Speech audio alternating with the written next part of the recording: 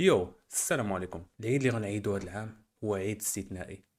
يمكن الاباء ديالنا والاجداد ديالنا عاشوا عيد بحال هذا الوقت ديال الملك الراحل الحسن الثاني، ولكن في العهد ديال الملك ديالنا محمد السادس هذه وقيله اول خطره. اول خطره اللي كيخرج الملك بهذا الخطاب هذا وكيطلب منا اننا غنعيدو وغنطبقوا كاع الشعائر الدينيه، ولكن الاضحيه الذبح كان طلب من صاحب الجلاله باننا ما نذبحوش. علاش خرج الملك بهذا الخطاب؟ شنو اللي خلى المغرب يوصل لهذه الحاله؟ تشوفوا هادشي في هاد الفيديو. فإننا نهيب بشعبنا العزيز إلى عدم القيام بشعيرة أضحية العيد لهذه السنة، وسنقوم إن شاء الله تعالى بذبح الأضحية نيابة عن شعبنا وسيرا على سنة جدنا المصطفى عليه أفضل الصلاة وأزكى السلام. إلا تلغى العيد راه ما كاين والو، صافي إلا تلغى العيد راه ما كاين والو، راه تكربصنا بزاف. بغينا ما يكونش العيد، ما احنا بغينا العيد ما يكونش، واحد 3 سنين ولا واحد 4 سنين ما يكونش، باش الثروه الحيوانيه تكثر. شنو هما الاسباب والمسببات اللي خلاتنا نوصلوا لهاد الحاله الحرجه؟ اسباب باينه. اولها كانت المقاطعه. كنتذكروا كاملين درنا واحد المقاطعه ديال الحليب. هذيك المقاطعه خلات بزاف ديال اصحاب البقر وهذا يبيعوا داك البقر، مابقاش داك البقر كيدخل لهم الحليب، حيت بقاو الشركات كيجيبوا الحليب. سو خلات بانهم ولا داك البقر عالي عليهم ولاو كيذبحوا البقرات. والبقرات فريمون ملي تذبحوا نتاوي بزاف نقص لينا المخزون الوطني ديال النتوات في البقر. الحاجه الثانيه اللي خلات انا كنهضروا على الغنم هو الجفاف. ملي كنهضروا على الجفاف كنهضروا بان فريمون دوزنا سنين صعيبه الجفاف. سير شوف 2021 وجات مع الحرب ديال كورونا، اللي كنعرفوا بزاف ديال الفلاحه كيسرحوا الغنم. وكيسرحوا فين كيسرحوا على الربيع وداك الحش اللي كيكون في الطبيعه. منين كان الجفاف مبقاش داك الشيء. كان شي مناطق ملي كتلقى صافي كتلقى الارض خاويه، ولا كتلقى داك الشيء قليل. هادشي اثر على الكسابه. عاد زيد الحرب الاوكرانيه اللي طلعات اثمنه ديال العلف وديال الشعير وديال كاع داك الشيء الزراعه. حتى حنا تاثرنا وتاثر العالم بهاد الحرب اللي خلات بان الاثمنه تطلع ضرب السقف. الدوله شنو دارت؟ دعمات، ولكن دعمات غير شي وحدين. راك عارف ديما كيطراو هاد اللعيبات هادو. ابري الناس مشاو كيذبحوا وكيبيعوا، عاد ابري عاوتاني عاد راه درت دعم شامل وخلات الثمن فيكس في شي 3 دراهم ولا 2 دراهم ونص. ولكن كان سي طار. جاوت الدوله المغربيه دارت واحد الحل اخر اللي هو كانوا كيبداو كيجيبوا البقر. كلنا شفنا ديك الكوميديا ديال داك العجوله ديال البرازيل هربانين في الرباط وكيجريو تابعهم بشر بحال ما عرفت شنو، كلهم تابعين داك البقره بحال ما عمرهم شافوا بقره. عالم اخر. هذاك البقر اللي جابو كان من الحلول باش يدعموا السوق الداخليه. مشاو جابوا الحواله ديال اسبانيا. ولكن واش كان هاد الحلول ناجعه؟ ما كانتش ناجعه. حيت حنا كمواطنين ملي كنمشيو كنشريو اللحم ما كنلقاوش الثمن ناقص، ولينا كنلقاو الثمن هو. ولو كيبيعوا لنا هذاك اللحم اللي كيجيبوه على برا كيجيبوه رخص ومدعم، وكيجيو كيبيعوا لنا حنا بالثمن اللي هو اصلا غالي في هذا. سو شكون اللي كيربحوا غير هما، كيربحوا غير هاد المستوردين ولا الشناقه ولا شنو سميهم كيف بغيتو نتوما. سو حلول ما كانتش مزيانه. حلول اللي حنا غير حنا ديما غير ضايعين فيها، ضايعه فيها الدوله وضايعين فيها حتى حنا. احنا البقر ديال البرازيل ما دخل، ولكن السلعه ديال البلاد باقا كاين الثمن، ما رخص السلعه ما والو. هذاك البقر ديال البرازيل اخو حنا ما استفدنا منه والو، وزيدون ما نقدرش نخدموه كاع. الكليانت يجيو يسولونا على داك اللحم، واش هاد اللحم تخدموه ولا ما تخدموه. ما تنخدموش هاد اللحم كاع. حنا عندنا البقر كيما دخل كيما دخلش، ما استفدنا حتى شي حاجه منه. واش الدوله كانت كتبع هاد الموردين كتراقب السوق؟ اكيد لا. حيت كون كانت كدير هادشي كنا غنحسوا به حنايا في الثمن. هاد العام كانت باغا دير المغرب واحد الحل اللي هو كتبغى تجيب الحواله من استراليا، ولكن لقات بان استراليا ما دايزينش في الذبيحه. اذا بقات كتقلب السوق شويه غلات، سيرتو في اسبانيا وبزاف د البلدان.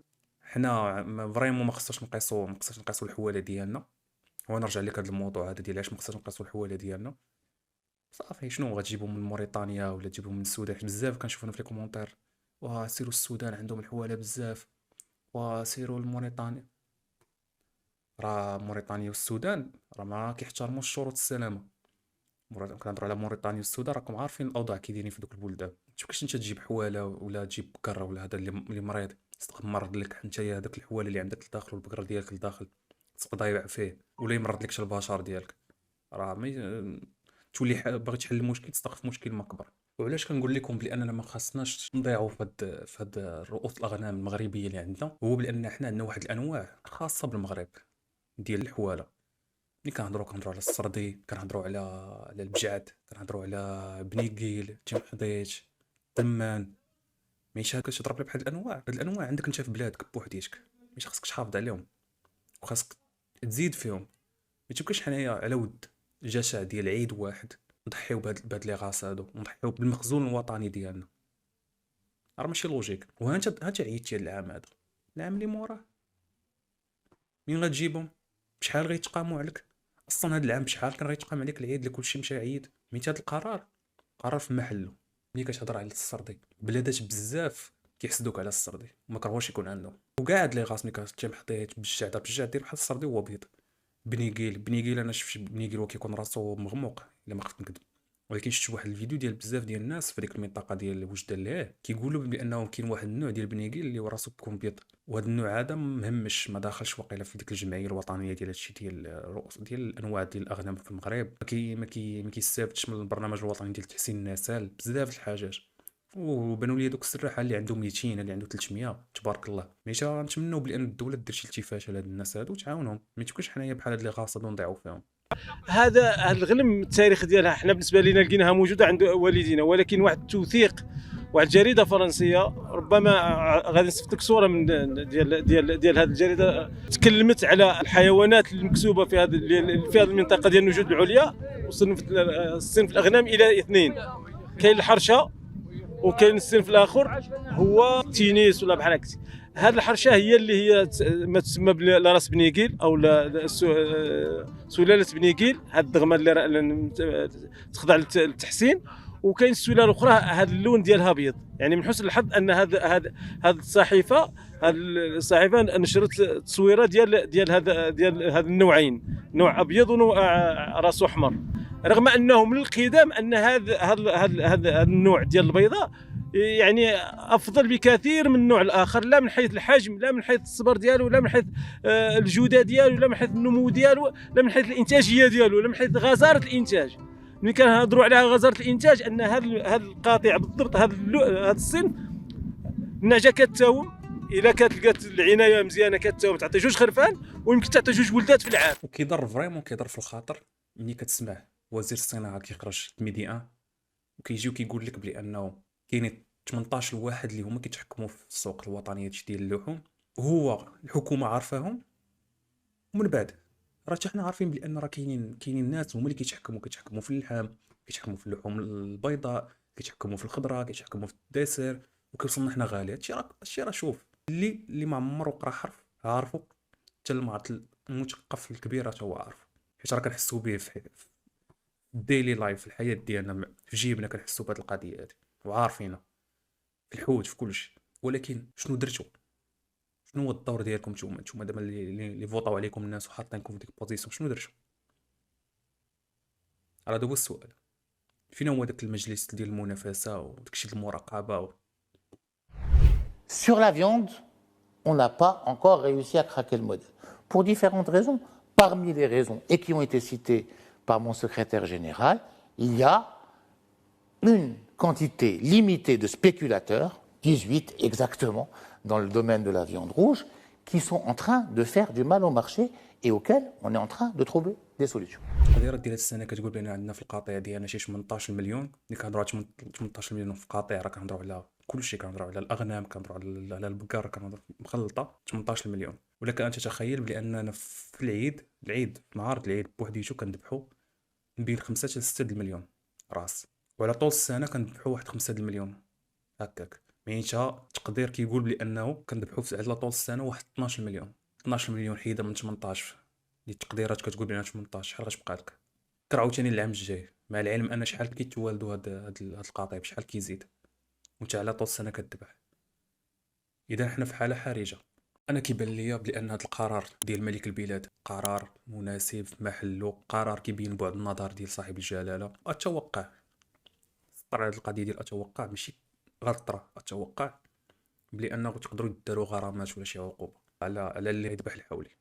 علاقاش راه هاد الظرفيه دي ماشي ديال اللي يقدر يعيد هو هذاك ما يقدرش يعيد. الطرفيه ديال حنايا راه عندنا كاين شي واحد الطرفيه صعيبه، حواله قلال ما خصناش نضيعوا فيهم، ماشي خاصنا نحافظوا عليهم. الملك قال باننا ما خصناش نذبحوا، ما خصناش نذبحوا، هو غيذبح بالاسم ديال المغاربه تاتسيت.